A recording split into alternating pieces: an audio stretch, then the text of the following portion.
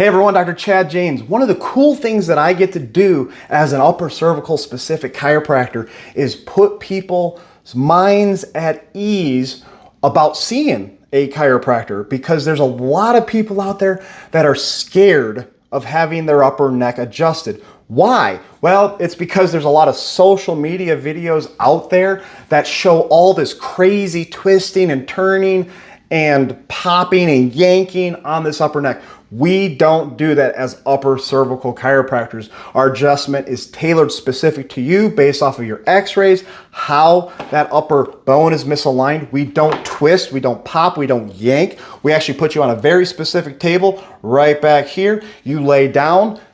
That's all you do. And because of the table's mechanics, we are able to just gently correct that misalignment without twisting, turning, popping your neck. So if you know somebody that is concerned about seeing a chiropractor, might be having a lot of issues going on, but are scared to have their neck adjusted, send them to an upper cervical specific chiropractor and they can be put to ease and get the results that they've been looking for. Dr. Chad, James Spinal Care.